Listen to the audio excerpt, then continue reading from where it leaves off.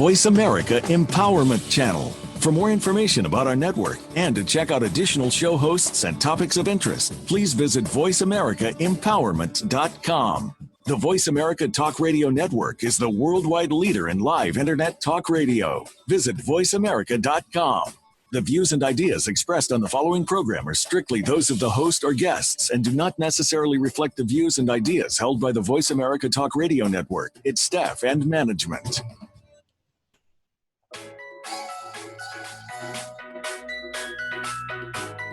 Are you ready to live your best life, be stronger, and fall in love with yourself? It's possible and it's within you, but you need to unlock the power within. Welcome to Fearlessly Authentic with Jodi Harrison Bauer. Jodi is now living the best life ever, but it took some stepping out of her comfort zone. She's going to show you how it can be done. Here is your host, Jodi Harrison Bauer. Hey, everybody. Welcome to Fearlessly Authentic. I am your host, Jodi Harrison Bauer, and I'm so excited to have you back listening to the show. I am with a very special guest, somebody that I met 3 years ago, and he had a huge impact in my life at that time when what I was going through, and we'll get into all of that. And, I wanted to just touch upon that this show was created and is intended to empower and educate you so that when you walk away from listening to this show, you feel that you've learned something. So I'm not just here to preach because I don't know everything. And as a fearlessly authentic woman, I am here to be completely honest with you and show you my fearlessness at this point.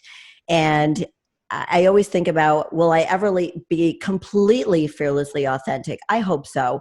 It's because I've always been such a scaredy cat. And Cesar can really talk about that. And in researching what I was going to talk about today, obviously there is a lot going on in our society right now. And I think that a lot of people have been trying to figure out the right words to say to educate, empower, and be compassionate and have empathy, all of those things. And for me, I know that I don't like to put myself out there unless I have something to say. And Cesar and I kind of talked about that before we got onto the show, is having something to say. And I've learned that in order to say something that is powerful and can help others, that I need to educate myself. And I was looking for somebody that would help me get that message out. And I asked the universe to please bring me somebody who can help me in getting my message out clearer than I could where I am. And I came across a video from Cesar. And normally, as I told him, I normally wouldn't stop to watch somebody's video. And I've seen Cesar's video. We both work out a lot. And this is how we met each other through fitness, through a program that I was bringing into my studio. And Cesar was the instructor. And so I've seen him work out. He's a fit dude, let me tell you. And he works out like crazy. So I've seen a lot of his fitness videos, but this time I saw him talking into the camera and I stopped. I don't know why I stopped, but I stopped and I listened. And I was just taken by the 3-minute and 30-second video he had put on Facebook, because it hit my heart. It hit every part of my body and brain that wanted to speak out loud. And that is why I have Cesar Vasquez on my show, as a man that I have so much respect for, as an educator, because that's what he did when he came into my studio. He took a bunch of trainers and myself and put us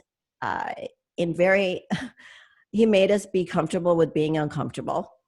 And he educated us, and he did it with honesty in feedback and how we were doing. He did it with compassion. He empowered us that we had it in us to complete what we were doing and to bring this fitness program into our studio as well-equipped and educated instructors. So that is why I have you on the show. So thank you for joining me, Cesar, so much, and taking the time out of your life, your important life, to help me today and tell your story. And that's really where I want to start. I want to start with your story, the story that you told on Facebook. Yeah, well, thank you. First of all, thank you very much for having me over today. It's an honor to to get to express my views and my thoughts, because we chatted a little bit yesterday, Mm-hmm. and I don't think what's the right or the wrong answer, or all I can offer are my thoughts, right? So I made the video yesterday, or a couple of days, because I felt that there's a lot of people that want to help, especially in the white community. I have a lot of friends that they want to step up, but they might not necessarily know how to do it. Mm-hmm. So I wanted to offer a different point of view to hopefully help them understand some things that they might not be exposed to on a day-to-day basis. So that's really why the video So came to. you had friends that reached out to you and said, sort of like what I just said, I don't know how to express myself. I want people to know that I care. I want people to know that they matter. And how do I say that with the compassion, right? And empathy. Yeah, absolutely. Yeah, that happened too. Having conversations with my family, and Mm-hmm. also saying, I believe that social media is a wonderful thing when used correctly, Mm-hmm. and now more than ever, people want to create change. And seeing a lot of my friends trying to be vocal about this, and again trying to step up, and maybe not knowing necessarily how Mm-hmm. or what to do, and that's why I decided to share my thoughts and my I'm voice. so glad you did that because, like I said, it brought me back to when you were in the studio teaching us. And part of what you talked about was educating, right? So can you talk about that? Yeah. So again, and just to piggyback right from the video, how my whole life I experienced uh, my fair share of racism. Again, not just in this country, also in the country that I was born in Peru. And growing up, I think first of all, I grew up a little bit more desensitized to things, because it's just things that happen make you, I guess, a little bit numb to Was this in how you Peru or here in the States? and both Okay. both yeah. Okay. So you experienced that. So you Mhm. started hardening your shell a little bit. I think so. Yeah, I Mm. think that's one of the reasons why I now I always tell my friends I feel like a duck, right? Like you put water on me and the water just goes over. I There's still nothing have wrong with that. my good coat of oil, but yeah, that was a big part of it. And then also my dad too. Mhm. Um, Growing up, I was very fortunate to have very supportive parents, and something that my dad told me at an early age was to question everything. Mm. So to be able to make my own decisions, and to think as I grew up. And looking back, maybe not necessarily it happened as I grew Mhm. up, but as I'm older and looking back at things, I can make better decisions based on that. And for that, I'm always thankful for my dad. Did he say that because were you curious about a lot of things, or he just didn't want you to say if this was um this is it and accept it for that? He wanted you to challenge it a little bit and say, well, wait a minute. I don't know. I don't know if I agree with you all that much. I'm going to step out of the box, go outside my comfort zone a little bit and be okay with that. Is that kind of what he encouraged you? I think so. Yeah. So my dad, I think he had many hats, Mhm. and one of them was when he was younger, like around my age. He liked to write a lot. and to read a lot. So he was always reading things, and he's very well known on current events too. Mm. Uh, so from his point of view, I think he wanted to pass that on to me, and how we can get exposed to uh, whether it's media outlets or information that comes across us. So sometimes we just want to have this confirmation bias, right? And we look for outlets that are only our thoughts and they don't challenge our Mm. own point of views. So at an early age, he taught me that. He taught me, Okay. well, if you see something, also question it. Also look out, let's say, I don't know, for example, right? Vitamin B, is it good for you? Okay, they also look, is it bad for you? Right. And then make your own decisions based on And the I'm information. kind of glad you brought up the whole vitamin thing for a second. And I know that was just an example. I get it. Um, it's it's about not taking what somebody is telling you as gospel, let's just say, Yeah, that unless they are an expert in that field. And I think that's where maybe a lot of people and feel that they don't know what to say, going back to originally what we were talking about, don't know what to say or don't know how to help. um, and I've educated myself as, because you don't want to accept things for just what you might hear on the news or what you read in a newspaper or in a blog or on social media. And social media is great if used properly, right? yeah, And because for me, it's a way to connect to people and get my message to them if I feel that it's something that could help. Again, I like to throw a message out there that can help. And I think you and I are very similar, which is why we're in the fitness industry, that we are very, very passionate about helping others become the best versions of themselves, just very succinctly said, right? So questioning something is so important to everybody out there, from wherever you come from. And I just didn't know if you want to have something, say something about that, just questioning yeah, everything. yeah. So, and again, to go back a little bit into what's happening right now, right? Hmm. Right. Seeing how people in this day and age still are still racist against minorities, Mm. and I don't think the problem is that they do it. The problem is why. It's always go back to why are they acting this way. Mhm. And if we look back at their history, why what are they being exposed to growing up? What are the learnings that they're being taught growing up? Because that's the place that ideas form as we grow Right. up, and it's very challenging to change that. Let's say after 30 years plus. I Again, completely agree with you. It comes from the values that you learn at home, and we can't blame a lot of people blame their parents, okay? And we're of different, you and I are of different generations. And my parents did the best that they could. And that's the way I look at it. And they taught me some things, and a lot of things I learned on my own and through the hard knocks of life. And I've experienced, being a woman, I've experienced some issues there, being almost 60-year-old woman. I remember when I was going to open up my own studio, and my then 30-something-year-old boss said to me, "Who do you think is ever going to go to a 50-year-old woman to train?" And people have heard me say this story, but that's ageism. And I've also been a victim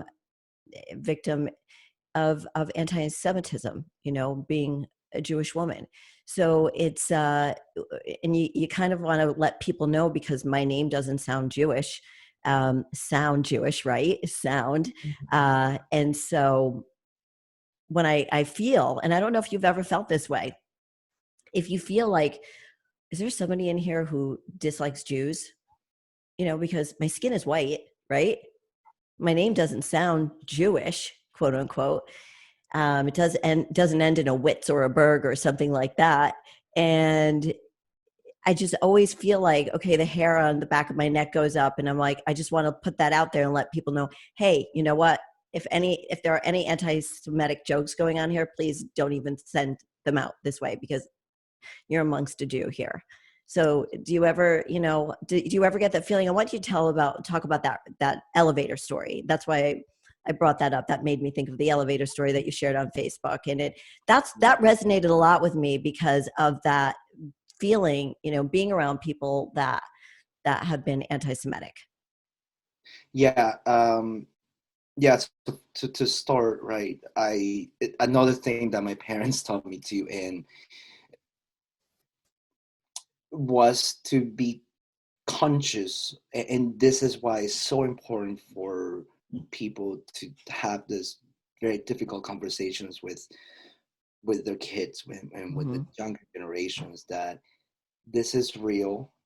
It's something that happens every day, but also to be aware, because I'll be lying to you if I told you that my parents never had a conversation with me when they told me, hey, just be aware of where you Be are aware. and your surroundings, because you're a minority, Yes. and be aware of how people might see you. It's not like they mean harm. It's just you have to grow some wits about it Yes. as we grow older. But yeah, so the elevator story is a story to to me. I I brought it out to my family, and I wanna have younger cousins that I wanted to get some stuff from. So last year I was in Buffalo, New York, and I was there for work. So most of my work was on the weekends. Now with COVID, it's Right. most of Right. the work is on my desk. We'll get to the work later. So I was there for work, and I was coming back from day one, and I was going out on the elevator, and there's a couple of young black kids, 14, 15 years old, and at that age, kids, they're full of life, they're loud. I know I was loud too. Everybody's loud. They're just enjoying life. Absolutely.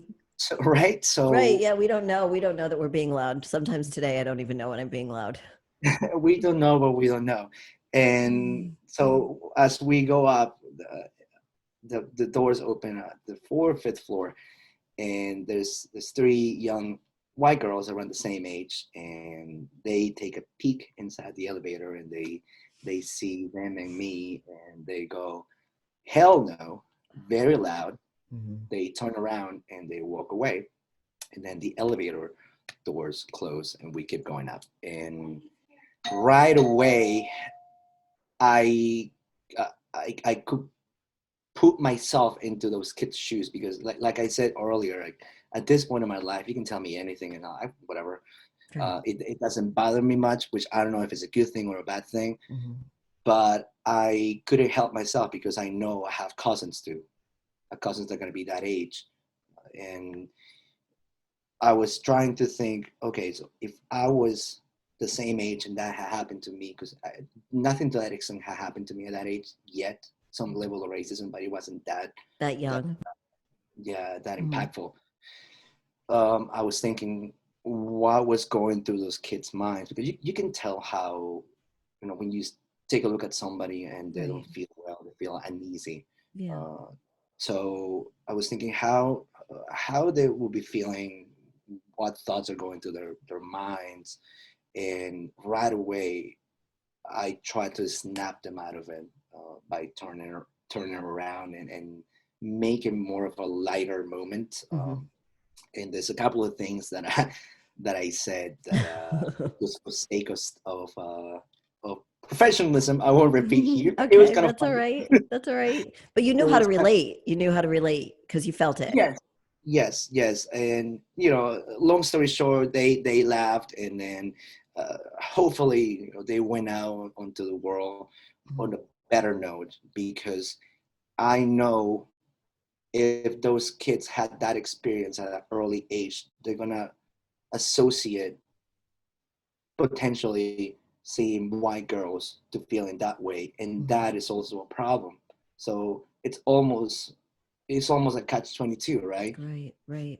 People feel, let's say, not safe when you see a person of color, Mm-hmm. but it's also how they react that instigate that person of color to react to that situation. So in my head, I wanted to break the hot cycle, and hopefully those kids will went out and, you know, they went on a better note to do their things. So that was the reason why. Well, they were lucky that you were in the elevator with them and you could give them your wise words, because you do know how to relate to so many people, as I witnessed when you were training us, that, you know, every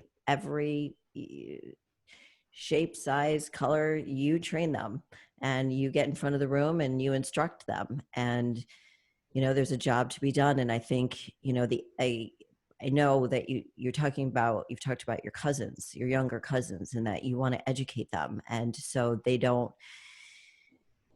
have to go through what you might be experiencing. And one of the things that I thought was very powerful that you said was, it's not going to change tomorrow, guys. It's not going to change next week, because this is something, it's like having a personal training client come in and says, okay, I want to lose 50 pounds.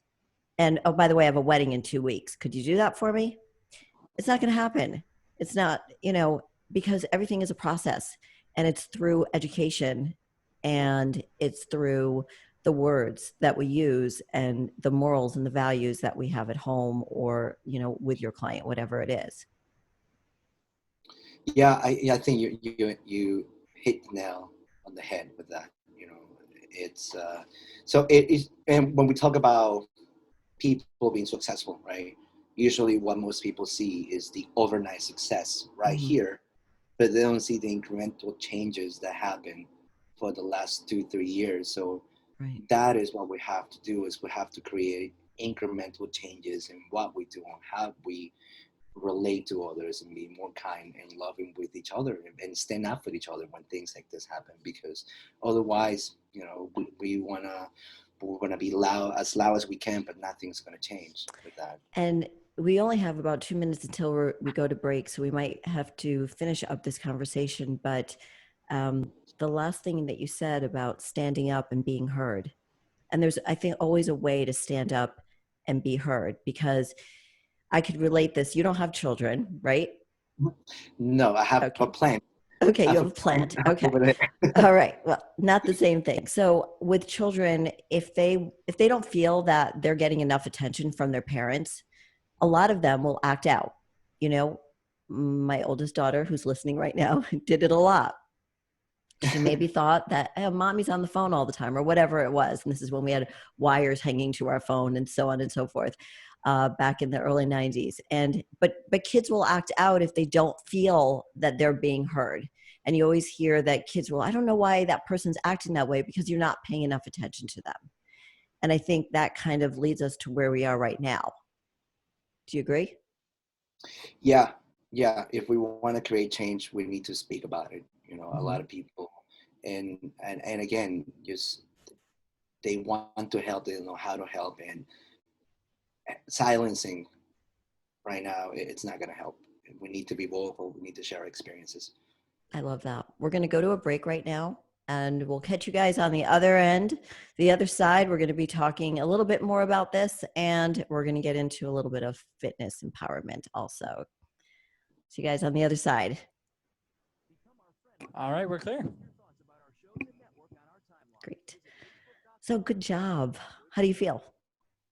Good. Yeah, it's good to get to talk to others about this. You know, Yeah. again, I'm really thankful for being on your show and being able to just. And Cesar, just wanted to give you a heads up. Make sure you're projecting when you're talking, because I want to make sure that the listeners can hear you, because the volume level between you and Jodi, there's a big difference. Okay. So I think what I want to do, I don't want to beat this to death, because I think that we've done a very, we're still live on Facebook, just so you know. I'm pretty sure we're still live. So thank you on Facebook for listening, and I hope you're enjoying the show and learning, because this one is a real big learning one. So is there anything else that you want to add in the second part, or do you want to go, you know, I want you to get your message through, and I think you have so many important things 20 to seconds. say. Thank you. Or, you know, maybe we could just finish it up and then start talking about fitness and being quarantined. Yep. Okay. Right. Yeah, you tell me. Seconds. You lead the way, Jodi. Okay, cool. I am going to ask you a question at the end. All right, here we go. Hey, and we are back. You are listening to Fearlessly Authentic with Jodi Harrison Bauer. We'd love to hear from you with any questions or comments you may have. Send an email to info@jodiharrisonbauer.com. That's info@jodiharrisonbauer.com. Now, back to Fearlessly Authentic.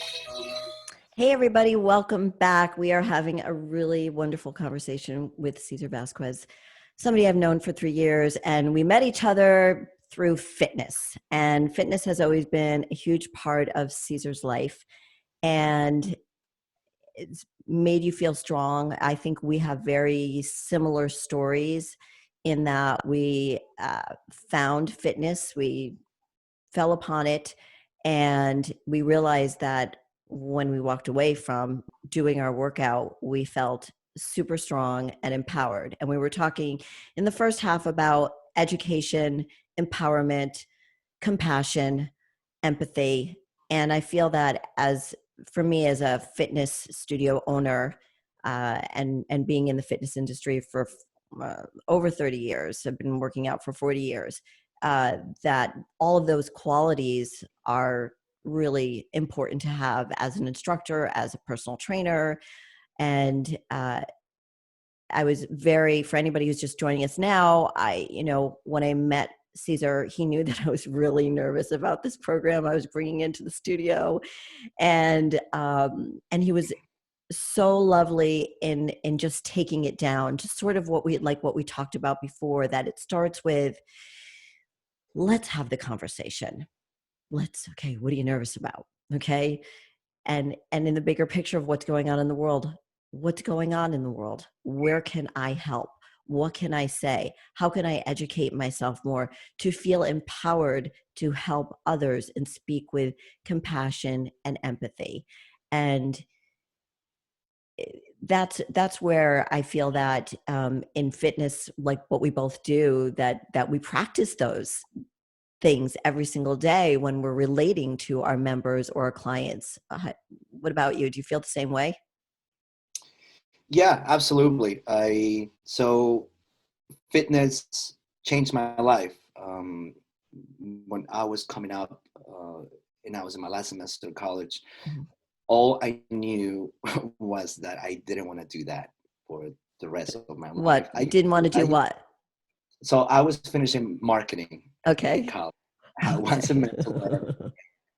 I just knew that I wasn't passionate about it. I just didn't know what I was going to do. And at the time, I decided to finish and get my degree because I knew how much effort and, and money my parents had invested in Mhm. me. So it just seemed like the right thing to You're do. such a nice person. I can't, you guys, he's such a nice person. I can't even tell you. Okay, go ahead.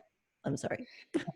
No, thank you. And so I started working at a YMCA, and I came face to face with group fitness, Mhm. and the way that I felt in the room made me feel part of something bigger than me.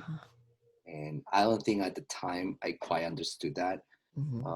but looking back, that's probably what it attracted me to it, because growing up in Peru, being darker skinned, there's some level of racism. So as a kid, you try to find ways to connect with others and places you belong. And then kids can, and sometimes they don't mean bad things by it. They just don't know better, right? And it's what they're being exposed to. So did you feel So like even in Peru, and I know you talked about that you didn't feel like you were trying to find a place where you belonged? And we talked to, that's what we named the show, is finding that place where you belong, that community. And so were you searching for that even in Peru before you came to the States? yeah, so my first contact with that feeling of actually finding a place of, wow, like people like me, it was music. Mm. Music and rock, and I start playing I see the with, guitar. yeah, the guitar over there in the back, Yeah, yeah. and my bass, and I started playing music with friends that I found along the way. Mm-hmm. And we had a band, and we would play in pubs and small bars, and it was crazy because at the time I was 14, 15. I was playing in these places, right? And Wow. so it was very surreal. But that was my first contact with finding a place I belong. Mm. And then I moved to this country. I didn't have that for many years, right? So I moved here when I was 16, and then all the way up to maybe 23, 24. I just didn't have that. So once and fast forward to finding group fitness, Mm-hmm. everything came back, and I felt, man, this is something that I don't want to let go, because there's something to it. I don't know what it is yet, but I want to keep poking it. Mm-hmm. And that's what brought me here. Was it a feeling of uh, safety that you I know that I always try to make everybody feel safe, and safe meaning that you can be yourself here. There's nothing that you do that's wrong or bad. So I'm sure you've also encountered when you talk to clients that they're like, "Oh, I was bad this week and I ate terrible." And I always say, "You're never bad. Like this is a place where you're never bad. There's no good, bad, there's no judgment." But is it a place when you found fitness as this place feels right to me because you felt safe, where you just simply felt like you belonged here? Yeah, honestly, I feel that it was because, and I was very fortunate to have great instructors, Mhm. and the instructor are the ones that lead the group, right? And it's up to them to create that environment. So I was, again, very fortunate to come across those wonderful people that created this great environments where everybody felt free. Everybody felt, you know what, like, I'm coming from different backgrounds, but once I'm here, it doesn't matter. We just here for whatever 1 hour, half an hour, we can disconnect from everything that is going on in our lives, which, a lot of people need it. Like, a lot of Right. people don't know that fitness it does more for people mentally than physically. Right? So it can be an escape, and a good way to escape I'm things. so glad you brought that up because I talk about that all the time, that people think that, and this is what was worrying me during quarantine, that my studio hasn't opened yet. And um, I was getting concerned about my members who maybe decided not to opt into the digital classes. That what were they up to? And it was important. We talked about this, important checking in with my clients and my members to, hey, you okay? Hey, do you need anything from me? What can you do? Do you want to jump into this class and see what it feels like to do a virtual class, and so on and so forth? Because it was the depression. I was nervous that they were going to fall into some type of depression, because now we're feeling isolated. Now we're feeling like something they were doing every other day or maybe every day, and then they stopped, and they don't realize that what a huge part of their mental health fitness is. I think people hear the word fitness and they just think, oh, it's about working out. No, because when you're working out, you can't be thinking about, I feel isolated, I feel depressed, I feel sad, I feel alone. You can't feel any of those things, because if you're really working out and you have a great instructor like you, all you're thinking about is, I've got to get through this clean and press. I've got to get through this tricep push up, whatever it is. And it's people like you that taught me how to be, I've taught group fitness, but this was something different. It was a different platform. It was Les Mills, and there's choreography and there's great music and it's a great program. And you have a huge job with them. And we just learned so much too. It was a totally different environment bringing somebody into that class.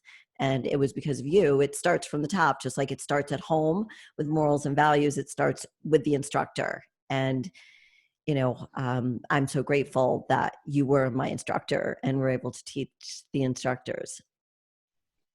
Yeah, the instructor role, it's such a big role in group fitness, because at the end of the day, they are the catalyst, right, of Mhm. people wanting to come back. And again, it's not, so let me go back to our training, right? Mhm. And Yeah, how you feel. let's go there, Cesar. So this was about 3 years ago. So a little bit about the training. So 2 days, and there's a lot of material that we have to go over, and then we have to present uh, some tracks, and then the trainers will give feedback to things to work on for the next presentation and so on. So we wanna have the instructors ready for a live class, because we know knowledge is, it's great, but the application of that knowledge is way more important when it comes down to a live class. So with that comes a lot of um, nervousness for people, because it's something new, especially if they're stepping out of the comfort zone. And that's how I felt when I went to the classes. When I started taking group fitness, that's how the instructors made me feel. Made me feel comfortable, and made me feel that nothing else mattered. It was just there to have a great time. And I wanted to know more about it. I knew that I wanted to do that for others. Right. So then fast forward to 6+ years, and then I got the opportunity to do that, to train instructors. So for me, the instructor role, it's the catalyst that can make or break a club or a studio. They're the ones that create I this agree. experience. It's that energy. And so your job today is, Yeah. So well, I don't travel right now because of the virus, but yes. I travel around the country, and I have the opportunity to train instructors from different areas that want to get certified to go to teach classes at the clubs that they are members or they already work for. Do you find that, so you're in this environment that you felt great in? This is where you felt empowered. So did you want to pass that? I mean, I felt that from you, that we felt you made us feel really safe. Like we're going to get comfortable with being uncomfortable, which is a phrase everybody throws around. But if you really think about it and you actually do it, it's a scary place to go. And I'm the biggest scaredy cat in the world, which is why this is called Fearlessly Authentic, because I am becoming courageous and being my truest self by helping other people. Also, this, by me talking to you, this helps others, and it makes me stronger. And hopefully you've learned something too, because I'm a big fat scaredy cat. Not anymore. But it's, so you feel that empathy. You're very empathetic when you know that somebody's really nervous. Yeah, and I never really think myself as an educator, because honestly, I never, it rarely feels like a job, because it's something that I truly enjoy doing. Wow. I'm very fortunate that I was able to find this passion that I had, and make it like a career out of it. So for me, and based on I got the opportunity to train a lot of people over the years, I found that the best environment for learning is when people feel comfortable, and sometimes when people come to the trainings again and they're nervous and they're thinking about Right. all this final product that they have to put on, right? Right. They can build, and this happens subconsciously, the builds, they build walls of untrust, not because they want to, it just happens as a defense mechanism. So for me, is I want to do the best I can to create this comfortable space where they can feel safe to learn, and that's how the best learnings happen. And I think one of the reasons you're such a great instructor is because you understand that. And I think that, circling around to what we started talking about at the beginning of the show, is creating that safe environment for people to have very honest conversations. It happens in every part of our lives, where we need to have these honest conversations if we want to see changes made. And just like somebody coming to our classes, their transformation mentally, physically, or both doesn't happen overnight, but it's through us finding the right person. And I always say to somebody, if you're stuck, you need to take steps, because if you stay stuck, you're not going to move forward. You're not going to move back. You're just going to stay stuck. So find a mentor, find a therapist, find somebody in your life that you look up to, or you seek knowledge from, that will help you get from that stuck place. So it's taking that first step into that place. We make them feel safe, we educate and empower them, and then hopefully they blossom like flowers. And that's sort of what I'm hoping, and I think you hope for your cousins and for the next generation to come, whether it's fitness or whether it's any situation they come through, a situation like we're experiencing right now in our country, that we can find a space where people feel comfortable talking about their feelings and not having other people judge them for it.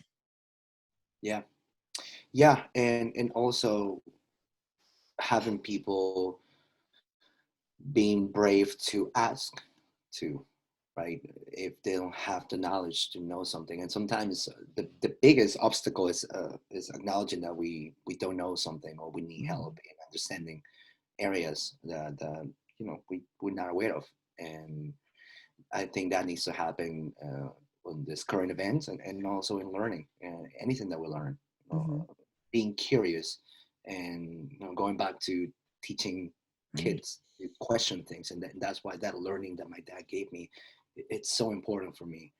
Being curious and questioning things, and want to know more about things, help in learning. Um,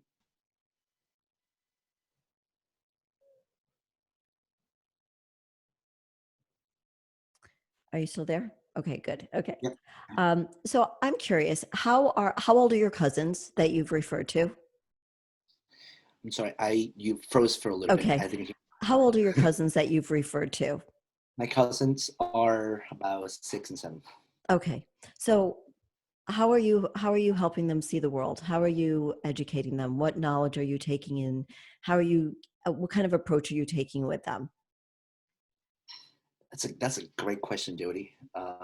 So early on, you talked about, you know having different things to focus on in our lives, and sometimes we try to juggle with, like for you, it's my studio, and then my competitions and my family, and Mhm. sometimes we tend to gravitate towards one more than others. Mhm. and True, and, very true.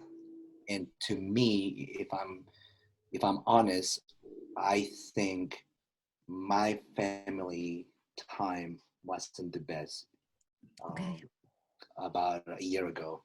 And so, because I was focused on work, and I want to do the best I can, and I want Mhm. to want to get more experience, because by working more, you get more experience, Right. more learnings. And that's something that I saw. And my family doesn't live too far from me. They're like 10, 15 minutes away. Mhm. So I had to have that almost internal conversation with myself, and being honest. Hey, is it something that I can change here, because I need to put more time with my family? Oh. And I remember how my cousins growing up in Peru, they were very involved in my life Mhm. at a young age, and I want to do that for their kids, Mhm. because I can share something that I learned along the way in my 31 years of age. And and now I'm trying to make priority for my family, priority time for my family, and be more connected with them. You are so wise beyond your years. That was another thing that impressed me when I met you 3 years ago, because of your wisdom. And I think it's because you were probably very curious, and your dad did encourage you to ask a lot of questions. So, and I love that you realize that, hey, I'm working all of these hours, but I'm not spending enough time with my family. So, spending more time with your family, not knowing that if you worked more, you're going to learn more and it's going to take you to the next level. And you just filmed like a world video or something, right? With in fitness. No, Sydney is filming some. Okay. Yeah. Mhm. So, but that's a big step. I know that was always a goal for you, and we talked about that when we met.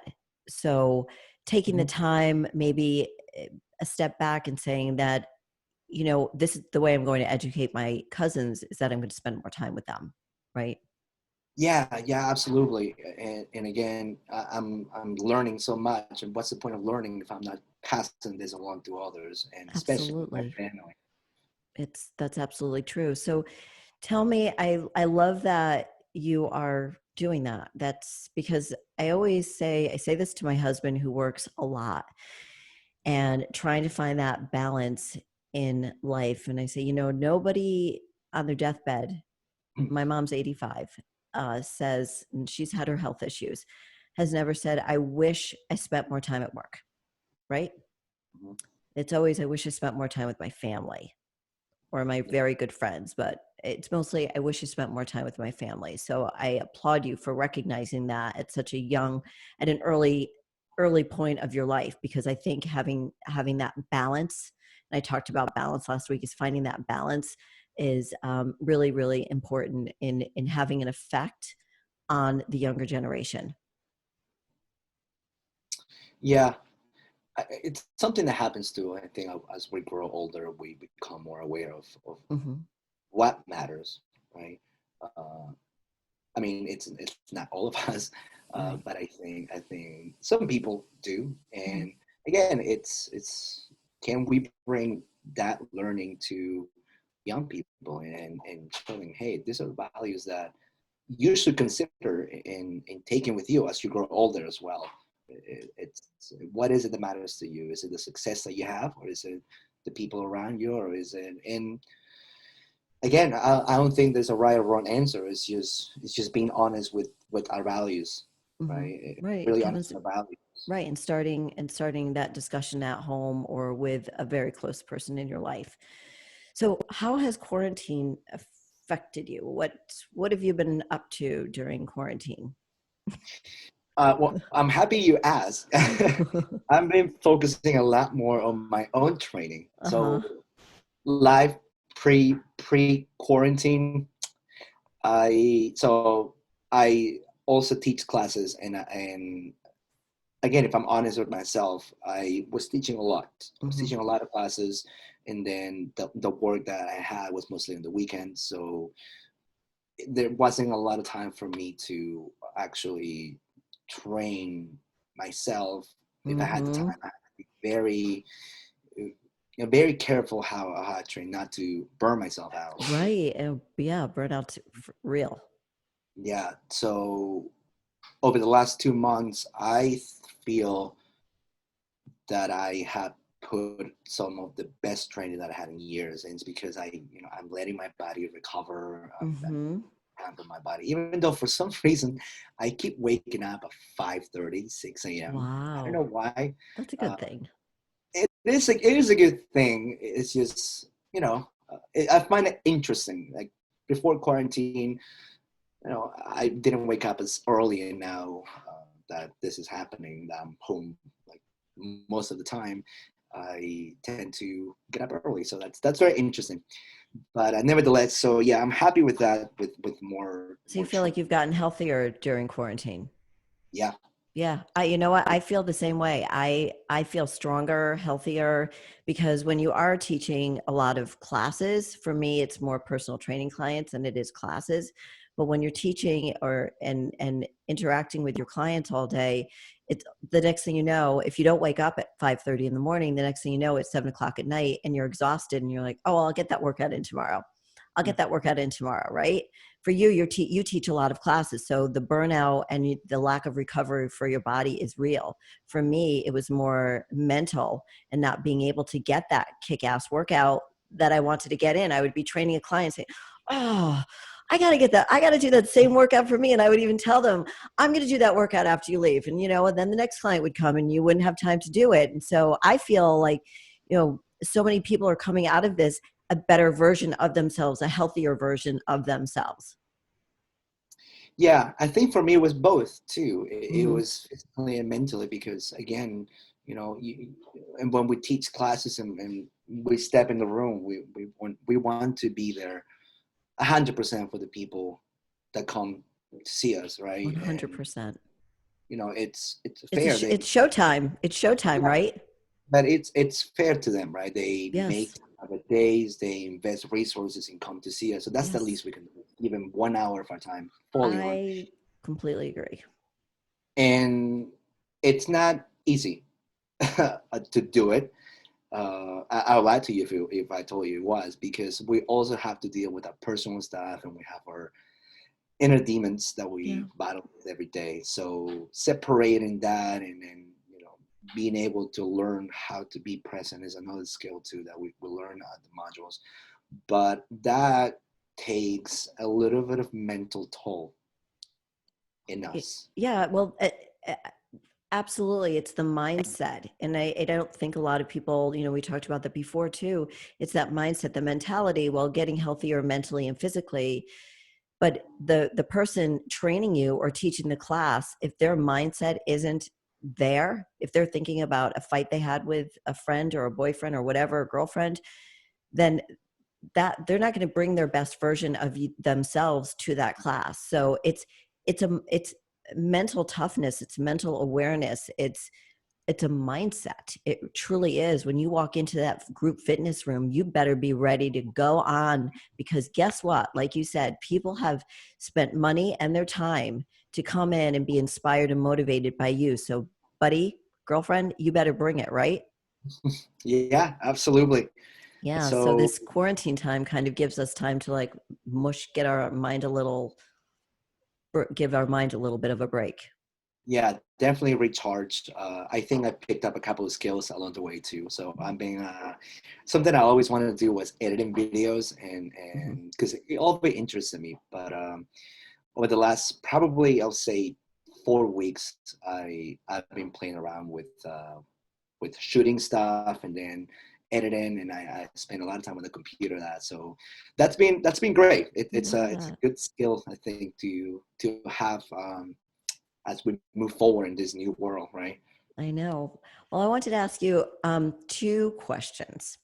Yeah, of Of course. course, I have all these notes around me and all these questions I want to ask you, but I want to ask you where could people go if they want to educate themselves on the topics we discussed, on educating themselves with what's going on in the world and having that conversation with their children, where, just sitting down and being honest with them, or is there some place they can reach out? Could they reach out to you?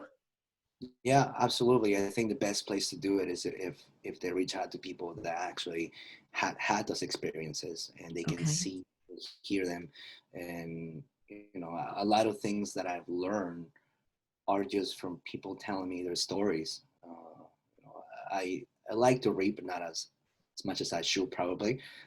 And again, I always relate to learnings is just having those conversations with friends and seeing their points of views, and then there's always a way to debate too, and Right.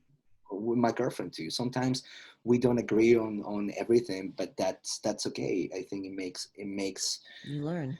it makes us have great conversations and see each other's points of views, and be more aware of ourselves. So to answer your question, I think asking people of color, because I'm sure they're more than willing to Thank share those, you. especially nowadays. Thank you.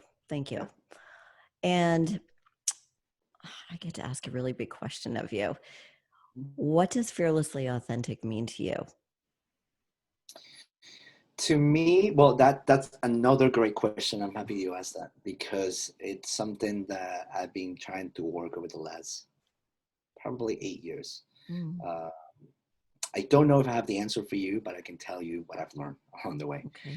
And to me, now what I stand right now in this moment of time is showing up and not being afraid of being vulnerable with what we know, how we express ourselves. To There's a way to do it, but so to give you a little bit more context on this, for the longest time, and you know this, right? So when we teach those classes, we have this masterclass videos with Right. wonderful presenters, and then that's how we learn our material.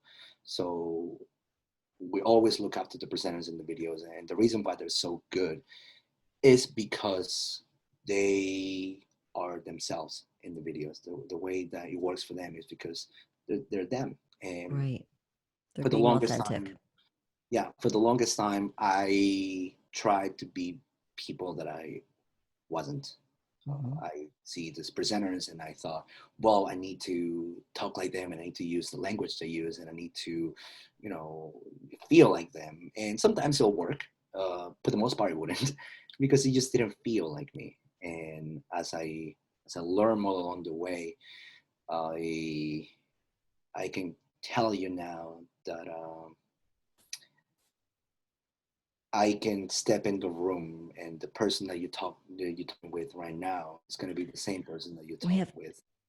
I hate to interrupt you. We have to Yeah, go. We have to close up. I thank you so, so much yeah, for of sharing course. everything with us. And I thank you for all this wisdom. I appreciate it. And I encourage everybody out there to grab their inner scaredy cat and live their life fearlessly authentic. Cesar, you're a doll. You're sweet. Thank you so much. Reach out to him, everybody who's listening to the show, and he will help you. Thank you, Cesar. Thank you for having me, and Thank you thank so you for much. everybody for listening. Thank you. Take care.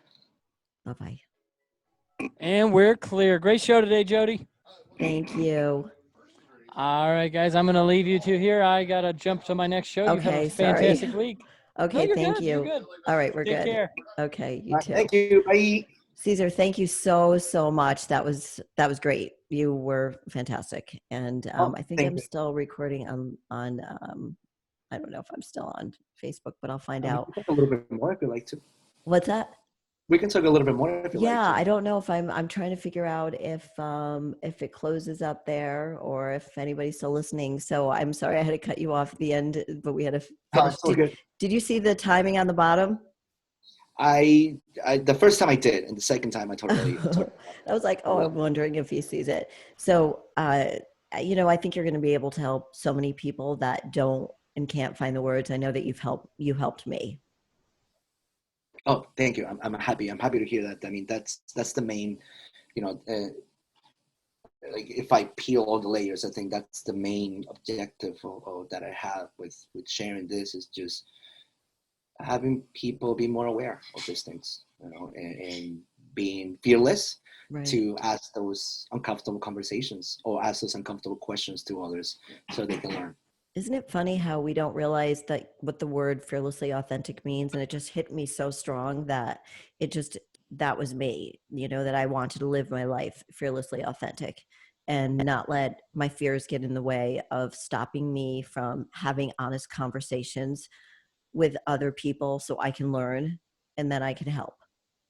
Yeah, and I honestly I think you're doing it right now. You're living your values because that's exactly what you're doing. You want to learn, and you know you're being curious to Hmm. know more about these topics that you might not necessarily know much about. So that alone talks a lot about you as a person. Is you want to educate yourself so you can share this with I, others and I hopefully. do. I mean, I've become, I think I was always very scared to be curious. So, unlike the parents you had, my parents didn't really encourage me, from what I could recall, to ask questions.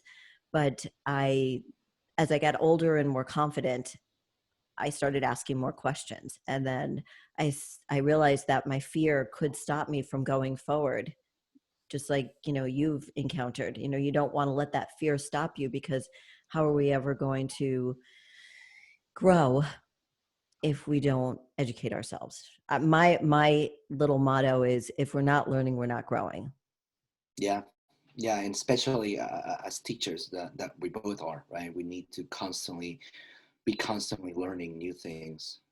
Otherwise, it defeats the purpose of being a teacher. I completely agree. Agree. And keep on doing what you're doing. And but this is just, I'm so excited that we had this conversation. I'm just thrilled, and you were just perfect and just so sweet. And thank you. I learned so much. Thank you. Thank you again for having me, like for a millionth time. All right, I let's really, stay in touch. Okay. yes, All we'll right. do. Reach out if you Okay. have any questions. I will. Thank you so much. Bye, Jodi. Take Bye. care. You too.